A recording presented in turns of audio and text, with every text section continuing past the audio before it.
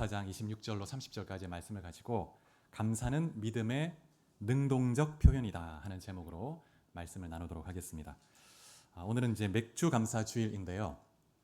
이 맥주절은 봄 추수를 하나님께 감사하면서 지키는 절기입니다. 가을 추수에 대해서 감사드리는 절기는 수장절이라고 하죠. 이 수장절은 초막절과 겹쳐서 수장절, 초막절 함께 같은 절기로 보기도 합니다. 오늘날 우리 교회는 이 상반기에 대한 감사의 절기로 이 맥주절을 지키죠. 그래서 항상 7월 첫째 주에 맥주절을 지키게 됩니다. 그리고 또 하반기 또는 한 해 전체에 대한 감사의 절기로서 11월 셋째 주에 추수감사주의를 이렇게 지키고 있죠. 오늘 이 말씀을 통해서 2024년 상반기 동안 하나님께서 여러분 각자에게 베푸신 은혜를 다시 한번 떠올려 보면서 감사하고 또 결단하는 귀한 시간 될 수 있기를 주의 이름으로 축복합니다.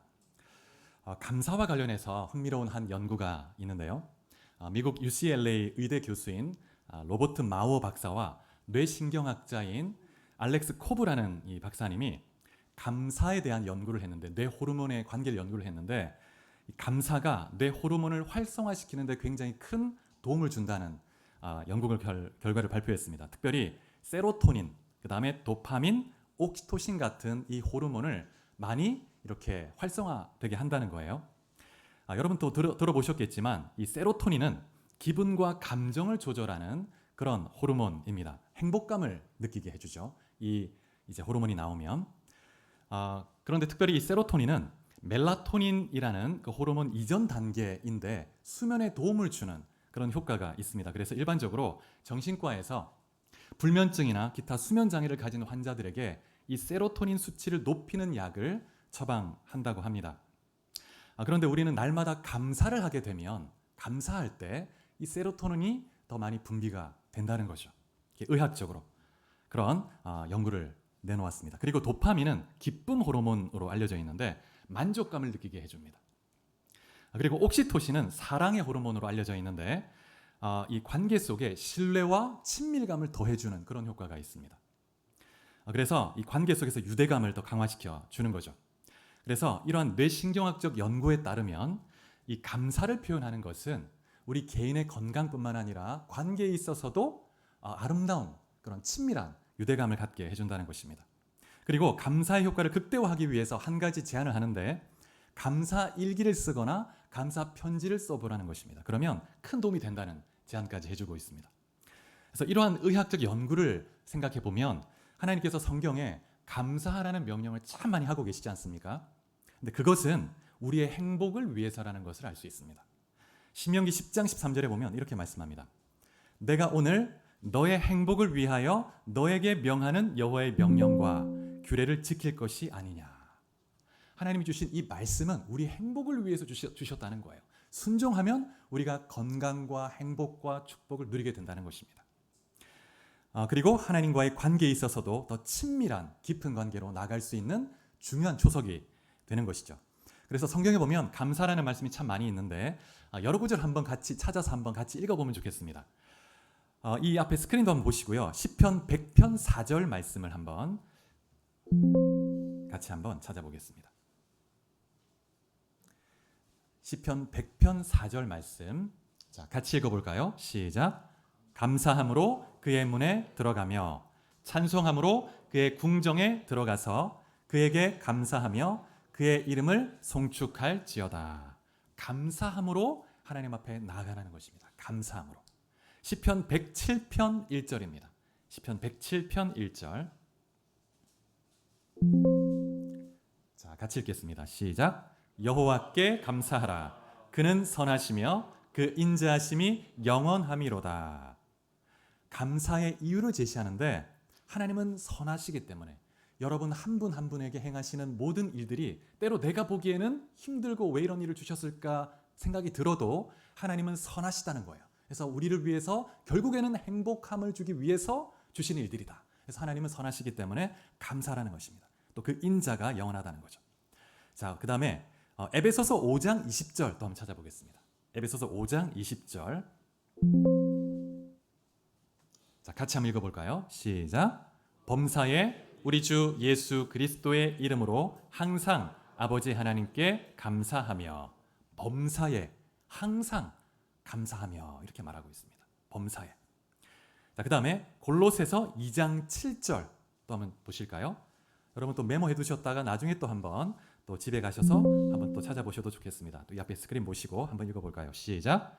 그 안에 뿌리를 박으며 세움을 받아 교훈을 받은 대로 믿음에 굳게 서서 감사함을 넘치게 하라. 감사함을 넘치게 하라. 이렇게 말하고 있습니다. 그 다음에 골로새서 3장 15절부터 17절. 골로새서에는 특별히 감사에 대한 그 말씀이 많이 나오는데요. 3장 15절부터 17절까지를 같이 한번 읽어보겠습니다. 시작. 그리스도의 평강이 너희 마음을 주장하게 하라. 너희는 평강을 위하여 한 몸으로 부르심을 받았나니 또한 너희는 감사하는 자가 되라. 그리스도의 말씀이 너희 속에 풍성히 거하여 모든 지혜로 피차 가르치며 권면하고 시와 찬미와 신령한 노래를 부르며 마음에 감사함으로 하나님을 찬양하고 또 무엇을 하든지 말에나 일에나 다 주 예수의 이름으로 하고 그를 힘입어 하나님 아버지께 감사하라.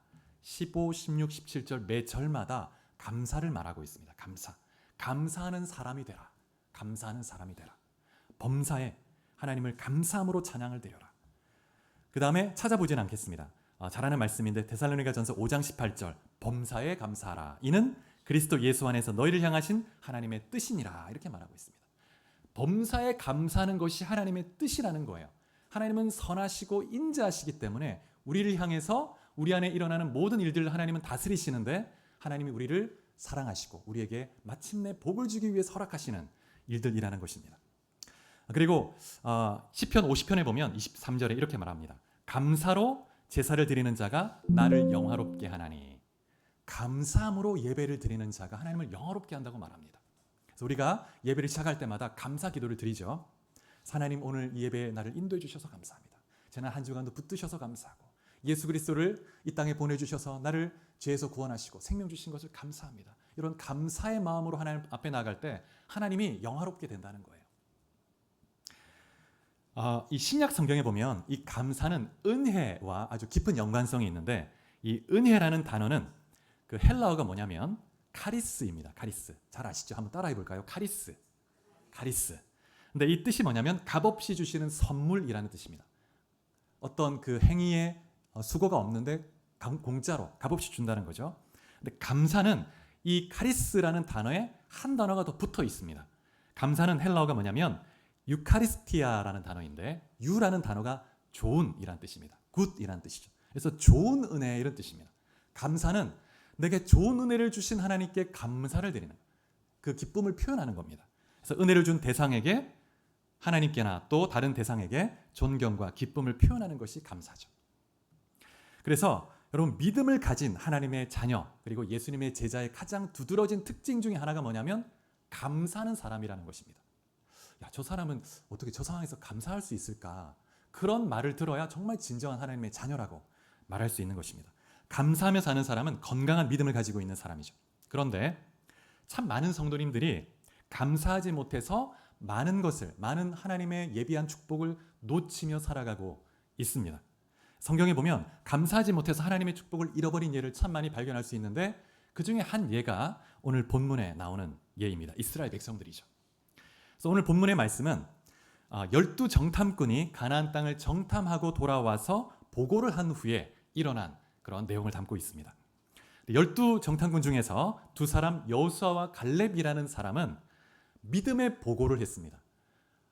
하나님이 약속하신 대로 우리가 이길 것이니까 올라가서 우리가 그 땅을 취합시다. 이렇게 믿음의 보고를 했습니다. 그런데 나머지 10명은 두려움 속에서 불신하면서 가나안 땅을 악평했다고 말합니다. 어떻게 악평을 했냐면 민수기 14장 31절에 보면 이렇게 말합니다. 우리는 능히 올라가서 그 백성을 치지 못할 것이다. 그들은 우리보다 강하다. 그러면서 뭐라고 하냐면 거기에서 아낙 자손 거인을 보았다. 그들이 보기에 우리는 메뚜기 같을 것이다. 우리는 정말 메뚜기 같고 그들을 이길 수 없을 것이다. 이런 보고를 한 거예요. 그래서 이 말을 듣고 백성들이 두 사람의 믿음의 보고가 아니고 다수의 말, 10사람의 불신의 말을 더 믿게 되죠. 그래서 모세와 아론을 원망하면서 어떻게 하냐면 밤새도록 원망하며 통곡하고 웁니다. 그래서 14장 2절 3절에 보면 민수기 어떤 말로 한탄하고 원망했는지 말하고 있는데 이렇게 말합니다. 우리가 애굽 땅에서 죽었거나 광야에서 죽었으면 좋았을 것을, 이렇게 말하는 거예요. 차라리 광야에서 죽으면 좋았을 것을. 왜 하나님이 우리를 가나안 땅에 인도해서 가나안 사람의 칼에 죽게 하느냐, 그냥 애굽으로 돌아가는 것이 낫지 않겠는가, 이렇게 말하는 것입니다. 여러분, 그런데 이 말은 하나님과 결별을 선언하는 거죠. 하나님의 뜻을 정면으로 반대하는 겁니다. 하나님은 가나안 땅으로 들어가기를 원하십니다. 믿음으로 들어가서 차지하기 원하시는데 그들은 돌아서 애굽으로, 옛 노예 삶으로 돌아가기를 원하는 거예요. 그래서 이 갈렙과 여호수아가 이 백성들을 진정시키면서 다시 한번 권면합니다. 하나님이 우리와 함께 하신다. 두려워하지 마라. 우리가 승리할 것이다. 그렇게 말을 했음에도 불구하고 이 백성들이 믿음의 두 사람의 말을 듣지 않고 불신에 사로잡혀서 오히려 분노하면서 이 두 사람을 죽이려고 합니다. 돌을 쳐서 막 죽이려고 해요. 이스라엘 백성들은 하나님이 그동안 베푸신 그 놀라운 은혜, 보여주신 놀라운 능력과 권세를 감사하면서 그 하나님을 신뢰하지 못하고 그들 앞에 놓여진 상황과 환경에 압도돼서 그 상황을 더 두려워하고 거인을 더 두려워하는 거죠. 그래서 이때 하나님이 그 성막 가운데 영광 중에 나타나십니다. 그래서 하나님이 이때 굉장히 진노하면서 모세에게 뭐라고 하시냐면 11절에 보면 어느 때까지 나를 이들이 멸시하겠느냐, 어느 때까지 나를 믿지 않겠느냐, 어느 때까지 하나님이 너무 답답해하시는, 안타까워하시는 그 뉘앙스를 느낄 수 있죠. 그동안 하나님께서 이스라엘 백성들을 이렇게 인도하시기까지 무수한 기적과 기사를 행하셨습니다. 그래서 홍해를 가르기도 하셨죠. 그래서 홍해를 지나오기도 하고, 그 다음에 르비딤에서 아말렉 족속과 전투할 때 하나님이 승리케 해주셨습니다.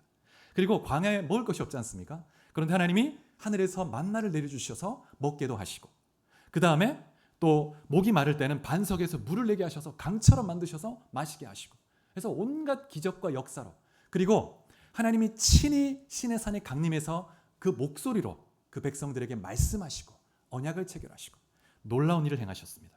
그런데 이스라엘 백성들은 끊임없이 불평과 원망의 말을 했다고 말합니다. 22절에 보면 하나님을 10번이나 시험했다, 이런 표현을 하고 있습니다. 이 10이라는 숫자는 성경에서 완전수에 들어가죠. 그래서 10번 시험했다는 의미도 될 수 있지만 모든 일에 항상 불만 불평을 했다는 의미로 이해할 수 있습니다.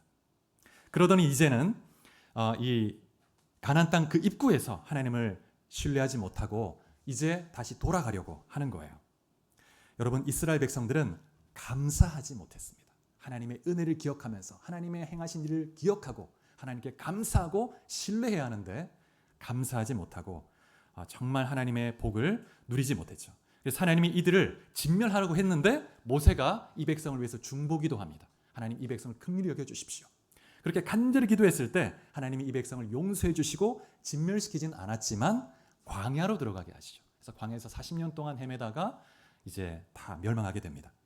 그런데 오늘 본문 27절에 보면 하나님이 뭐라고 하시냐면 이스라엘 자손이 나를 향해서 원망하는 바 그 원망하는 말을 들었다, 이렇게 말합니다. 그 말을 내가 들었다. 그러면서 28절에 보면 하나님이 맹세하면서 너희 말이 내 귀에 들린 대로 너희에게 행하리니 너희 시체가 광야에 엎드러질 것이다. 14장 2절에 보면 차라리 광야에서 죽었으면 좋았을 것을 이렇게 원망하며 불평하는 거예요. 하나님 불신하면서. 하나님 그 말을 딱 듣고 너희가 말한 대로 해줄게, 이렇게 말씀하시는 거예요. 무서운 말씀이죠.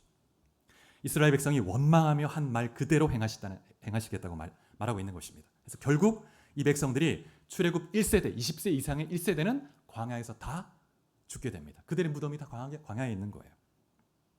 여러분, 이스라엘 백성들이 가나안 땅에 들어가지 못했던 것은 감사하지 않고 불평하며 하나님을 신뢰하지 않았기 때문이죠. 여러분, 하나님은 이미 그들에게 약속을 주셨습니다. 그런데 그들은 원망함으로 하나님이 주신 그 약속까지도 잃어버린 거예요. 하나님이 이미 아브라함 때부터 약속하시고 맹세하신 그것을 그들은 믿음으로 취하기만 하면 되는데 감사치 않고 원망함으로 잃어버린 것입니다. D.L. 무디 목사님이 이런 말씀을 했습니다. 하나님께 쏘아 올린 원망과 불평의 화살은 우리에게 되돌아와 상처를 남긴다.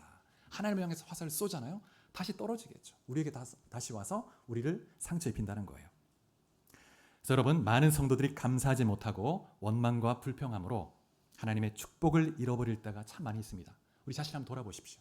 정말 감사함으로 하나님을 신뢰함으로 하나님께 나갔을 때 하나님의 무한한 복을 누릴 수 있는데 나의 불평과 원망으로 그 복을 놓치고 또 하나님의 뜻을 이루지 못할 때가 참 많습니다. 그런데 여러분, 이 감사의 부재는 믿음의 부재입니다. 그리고 반대로 감사하는 것은 믿음의 능동적인 표현입니다. 감사와 믿음은 함께 가는 거예요. 자, 이 감사를 능동적으로 표현했던 믿음의 사람 한번 찾아보겠습니다. 다니엘 6장 10절입니다. 다니엘서 6장 10절.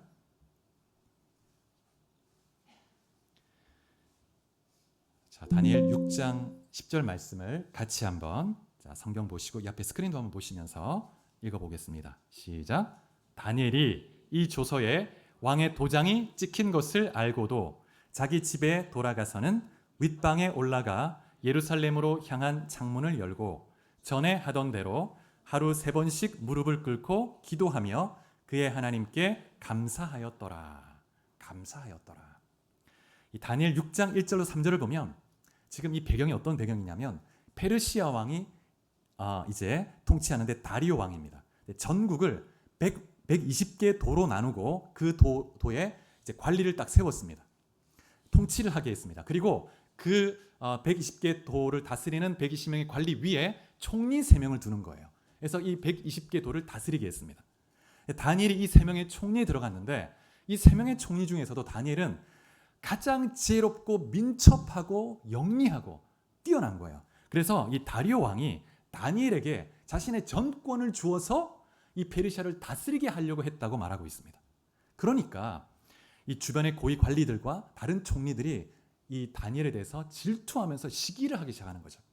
그래서 다니엘을 어떤 흠이 있나 찾아서 고발하려고, 그래서 끌어내리려고 했는데 아무리 흠을 찾아도 정직하고 진실하게 하나님을 경외함으로 살아가는 이 다니엘에게 흠이 없는 거예요. 그래서 어떻게 할까 고민하다가 이 사람들이 다니엘을 죽이기 위해서 딱 한 달만 효력이 있는 법안을 상정합니다. 그래서 그게 뭐냐면 한 달 동안 다리오 왕 이외에 다른 신이나 다른 사람에게 기도하고 절하는 자에게는 사자굴에 집어넣기로 하는 법안을 올린 거예요. 그래서 그것을 이제 다리오 왕이 그냥 도장을 찍어버린 겁니다. 그래서 이 나쁜 사람들이 다니엘이 날마다 집에서 기도하는 걸 알았거든요. 다니엘을 죽이기 위해서는 이 방법밖에 없다. 그래서 이걸 가지고 그의 신앙을 가지고 우리가 넘어뜨려야 된다. 그래서 이 법안을 만든 것이죠. 그런데 오늘 아까 읽었던 6장 10절에 보면 다니엘이 이 왕의 직인이 찍힌 것을 알고도, 그리고 기도하면 자신이 사자굴에 던져질 것을 알고도 하나님 앞에 기도했다는 거예요. 그리고 감사했다는 겁니다. 감사했다는 겁니다. 이 상황에서 여러분, 다니엘의 믿음의 능동적 표현이죠. 위협의 상황이 결코 이 다니엘의 믿음을 흔들 수 없었다는 것을 보여주고 있습니다. 어떤 상황이 와도 다니엘이 하나님을 신뢰하는 마음, 하나님께 감사하는 그 믿음이 흔들리지 않았던 것이죠. 그래서 결국 16절에 보면 왕이 명령을 내려서 다니엘이 끌려갑니다. 그리고 사자굴에 던져졌다고 말합니다. 그리고 돌로 그 입구를 막아버린 거예요. 다시 왕이 막 마음이 변해서 다니엘을 너무 좋아하니까 왕의 마음이 변해서 다니엘을 꺼내주면 안 되니까 돌로 꽉 막아버린 거예요. 그런데 여러분, 사자 한 마리가 아니고 사자들이라고 말하고 있습니다. 굶주린 사자 아마 수십 마리가 굴에 딱 갇혀 있는 거죠. 근데 거기에 집어넣는 거예요. 근데 하나님께서 놀랍게도 천사를 미리 보내셔서 그 입을 다 막아두신 겁니다. 그래서 다니엘이 전혀 해를 입지 않고 이제 풀려나게 되죠. 다니엘 6장 23절을 같이 한번 읽어보시겠습니다. 6장 23절.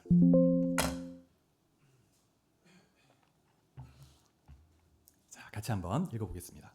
시작. 왕이 심히 기뻐서 명하여 다니엘을 굴에서 올리라 하매 그들이 다니엘을 굴에서 올린즉 그의 몸이 조금도 상하지 아니하였으니 이는 그가 자기의 하나님을 믿음이었더라. 하나님을 믿음이었더라. 믿음이 있었기에 감사를 표현할 수 있었습니다. 능동적 표현이죠. 감사는 믿음에. 그래서 감사, 믿음은 함께 가는 것입니다. 여러분, 어떤 상황에 있든지 하나님께 감사함으로 여러분의 믿음을 능동적으로 표현하는 삶을 살 수 있기를 축복합니다. 하나님께서 여러분 앞서 행하시고 하나님이 예비한 놀라운 축복을 누리게 될 것입니다. 우리가 신약의 한 장면을 또 좀 찾아보겠습니다.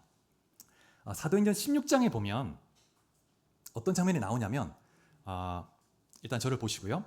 이 바울과 실라가 빌립보 감옥에 갇히는 장면이 나오죠. 그런데 그때 감사의 마음을 가지고 그 감옥에서 한밤중에 찬양과 기도를 올려드리는 것을 볼 수 있습니다. 이 바울과 실라가 성령 인도함을 받고 빌립보에 왔을 때 여성 사업가 루디아를 만나죠. 그래서 그 루디아의 도움을 받아서 아주 이 탄탄대로가 열리고 빌립보에서의 사역이 아주 활발하게 일어날 걸로 생각했는데, 근데 한 귀신 들린 여종을 치유한 것 때문에, 자유케 한 것 때문에 고소를 당해가지고 감옥에 들어가 버린 거예요. 그래서 부당하게 매를 많이 맞고 지하 감옥에 갇혔습니다. 한밤중이 된 거예요. 몸이 욱신거리고. 하나님이 인도해 주셔서 이곳까지 왔는데 하나님이 도와주시지 않고 왜 우리를 이곳에 감옥에 집어넣으시는가? 좀 불만이 나올 수 있죠. 그런데 그 한밤중에 이 바울과 실라가 그 어둠 가운데서, 상처 가운데서 하나님을 바라보며 기도와 찬양을 드렸다는 거예요. 여러분, 이 기도와 찬양은 감사의 표현입니다. 이 바울과 실라는 분명히 감사로 기도를 시작했을 것이고 감사의 찬양을 드렸을 거예요. 그래서 하나님의 성품, 하나님의 하신 일에 대해서 전적으로 신뢰하며 의탁하며 하나님을 노래했습니다. 그랬을 때 하나님께서 그 가운데 친히 임재하셔서 그 가운데 지진이 일어나게 하시고 바울과 실라의 착고를 풀어지게 하시고 그 다음에 감옥 문도 열리게 하신 거예요. 그래서 자유케 하셨습니다. 그런데 하나님은 바울과 실라를 그 착고를 푸신 것뿐만 아니고 간수의 완고한 그 마음까지 여셨습니다. 그래서 이 감옥에서 하나님이 바울과 실라를 통해서 그 간수를 예수 믿게 하고 세례를 받도록 인도한 거죠. 그래서 하나님의 놀라운 그 섭리의 그 역사를 경험하게 되었습니다. 여러분, 때로 우리의 삶 가운데도 이런 상황이 일어날 수 있죠. 예기치 않은 그런 어떤 여러 가지 상황 속에서 내 인생의 한밤중에 들어갈 때가 있습니다. 그럴 때 나는 다 이해할 수 없지만 이 예기치 않은 어려운 환경 속에서 여러분 능동적으로 여러분 믿음의 표현으로 감사를 드려보십시오. 하나님이 놀라운 역사, 섭리적, 상상치도 못했던 새로운 일들을 행하는 것을 여러분 경험할 수 있게 될 것입니다. 여러분, 그래서 이 감사는 영적 전쟁에도 강력한 무기가 되는데 우리가 말씀을 한번 찾아보겠습니다. 빌립보서 4장 6절 7절 말씀입니다. 빌립보서 4장 6절 7절 말씀. 우리가 잘 아는 말씀인데요. 우리가 믿음으로 한번 선포하는 마음으로 같이 봉독하면 좋겠습니다. 시작. 아무것도 염려하지 말고 다만 모든 일에 기도와 간구로 너희 구할 것을 감사함으로 하나님께 아뢰라. 그리하면 모든 지각에 뛰어난 하나님의 평강이 그리스도 예수 안에서 너희 마음과 생각을 지키시리라. 여러분, 우리는 예수 믿는 그 순간부터 영적 전쟁 가운데 있습니다. 사단은 끊임없이 우리를 정죄하고 참소합니다. 우리 마음의 생각 속에 의심과 불신의 메시지를 끊임없이 던져놨습니다. 야, 네가 그거 할 수 있을 것 같아? 야, 너를 하나님이 사랑할 것 같아? 이런 짓을 했는데 끊임없는 정죄와 참소로 공격하죠. 그런데 우리가 감사함으로 하나님 앞에 기도할 때 하나님께서 우리의 마음과 생각을 지키신다고 말씀합니다. 사단의 모든 정죄와 참소로부터, 공격으로부터 우리 마음을 붙들어 주시고 평강이 우리를 지배하게 하신다는 것입니다. 여러분이 어떤 상황 가운데 있든지 여러분의 마음이 정말 주님을 온전히 향해서 감사함으로 찬송을 한번 드려보십시오. 그럴 때 주님께서 놀라운 역사로 모든 묶인 것이 풀어지고 자유케 되는 역사를 경험하게 될 줄 믿습니다. 나치 치하에서 수용소에 수감되어 있었던, 그래서 고난을 당했던 코리텐 붐이라는 이 여성분이 있는데 여러분 이름을 들어보셨을 겁니다. 이분이 이 수용소에서 감사를 멈추지 않았던 그런 믿음의 여인으로 잘 알려져 있습니다. 이분이 어떤 분이냐면 이분은 네덜란드의 하를렘이라는 곳에 태어났는데 기독교 가정에서 자라났습니다. 아주 신실한 믿음의 가정이죠. 근데 2차 대전이 이제 발발했는데 나치가 이제 유대인들을 막 박해하는 걸 보고 이 가정이, 이 코리텐붐 이 여성의 이 가정이 유대인들을 숨겨주기 시작했습니다. 돕기 시작한 거죠. 비밀리에. 그런데 그렇게 돕다가 발각이 된 거예요.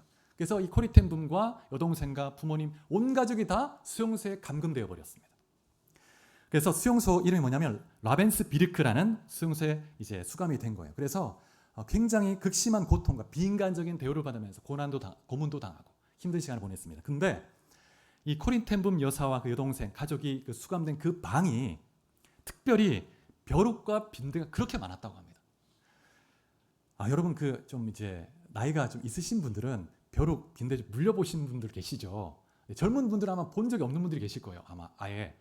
저는 남아공에 갔을 때 저희 집 그 아파트에, 그래도 괜찮은 아파트였는데 그 아파트에 저희 집에 빈대하고 벼룩이 한두 마리 정도가 있었어요. 여러분이 한두 마리만 있어도 이게 진짜 이 가족 온몸을 다 물어뜯거든요. 근데 이게 흉터도 잘 안 지고 너무 간지럽고 따갑고 막 그렇죠.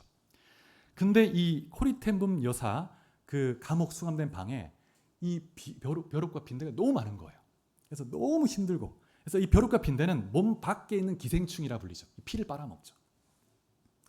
그래서 이제 그런데 이 코리템붐 여사가 너무 힘들고 어렵고 막 하나님께 원망이 되는데, 근데 그 여동생 베티가 이런 말을 하는 거예요. 성경에 보면 범사에 감사라고 했으니까 언니 우리가 감사하자고. 근데 코리템붐 여사 감사할 수가 없는 거예요. 근데 이제 감사하자. 그래서 감사를 의지적으로 감사를 드리고 했습니다. 그런데 놀랍게도 이 방에 벼룩과 빈대가 많은 것을 간수들이 아는 거예요. 그래서 점검하는 일이 있어도 이 방에는 들어오질 않는 거예요. 간수들도. 그래서 이 방에서 있는 많은 사람들이 이 코리템붐 가족과 함께 비밀리에 예배를 드릴 수가 있었어요. 하나님을 말씀을 나누고 같이 기도하고 예배드리고. 그래서 하나님의 그 빈대라는 도구를 통해서, 벼룩이라는 도구를 통해서 하나님이 보호하셔서 예배를 드릴 수 있도록 인도해 주셨다는 거예요. 그래서 하나님께 더 감사를 드렸다는 그런 고백이 있습니다. 그래서 전쟁이 끝난 후에 이 코리테붐 여사가 전 세계를 다니면서 하나님의 사랑과 용서의 메시지를 전했죠. 그래서 이분이 쓴 책이 있는데 The Hiding Place라는 그런 이 책을 보면 이분이 이런 말을 합니다. 수용소에서 겪은 그 고난을 통해서 하나님께 더 깊은 감사를 드리고 신뢰하는 법을 배웠다. 이렇게 말하고 있습니다. 사랑하는 여러분, 정말 코리텐붐 여사의 이 상황을 통해서 우리가 도전을 받게 됩니다. 여러분 어떤 상황에 있든지 혹시 지금 현재 내 마음에 어려움이 되고 힘든 그런 상황이 있으십니까? 주님께 믿음의 능동적 표현으로 감사를 드려보십시오. 감사의 찬양을 드려보십시오. 하나님께서 역사하실 것입니다. 무엇보다 우리에게는 정말 중요한 감사의 제목이 있습니다. 우리 말씀을 한번 찾아보겠습니다. 데살로니가 후서 2장 13절. 데살로니가 후서 2장 13절.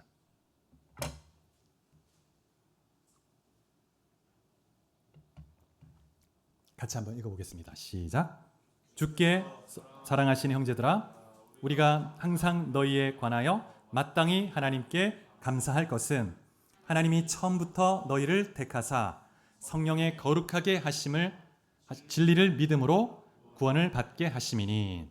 항상 너희에 관하여 마땅히 감사할 것은, 무엇을 감사하냐면 항상 마땅히 감사해야 될 게 뭐냐면 우리를 택하시고 성령으로 거룩해 하시고 진리를 믿음으로, 예수를 믿음으로 구원받게 하신 것, 영원한 지옥 형벌에서 구원해 주신 그것, 이 한 가지 사실만으로 우리는 평생 어떤 상황이 있어도 감사할 이유가 되는 것입니다. 나를 영원한 형벌에서 구원하신 그 하나님 감사합니다. 이 어려움과 또 힘든 상황, 그것이 뭐가 대수겠습니까? 영원한 지옥에서 나를 구해 주셨는데. 그래서 항상 감사할 것은, 이렇게 말하고 있습니다. 여러분 어떤 환경 속에 있든지 정말 아무런 자격 없는 우리에게 구원의 은혜를 주신 그 주님을 바라보면서 감사의 삶을 살 수 있기를 축복합니다. 마르틴 루터가 이런 말을 했습니다. 기독교인과 비기독교인을 구별할 수 있는 결정적 기준은 지나간 일에 감사하느냐 못하느냐에 있다. 이런 말을 했더라고요. 그래서 감사라는 것이 얼마나 중요한 그리스도인의 덕목인지를 가르쳐주고 있습니다. 우리는 하나님의 그 통치와 주권과 섭리적 인도하심을 믿습니다. 내 삶에 나는 돌아보면 이 사건은 내게 정말 아픔을 주었던 이 사건은 내게 없었으면 좋았겠다, 이렇게 생각하지만, 그러나 우리가 인생을 다 마치고 다시 돌아보게 될 때, 하나님의 관점으로 보게 되면 그것은 우리의 인생에 하나님 주기 원하시는 진주 목걸이의 한 아름다운 진주처럼 보이게 되는 것입니다. 하나님 그렇게 우리를 우리 인생 가운데서 때로는 아픔과 고통 속에서도 진주를 만들어 가시는 거죠. 사랑하는 여러분, 지난 상반기 동안 주님께서 베푸신 은혜를 한번 돌아보시기 바랍니다. 혹시 또 힘들었던 상황이 있으셨습니까? 그 부분에 대해서도 여러분 감사를 드려보십시오.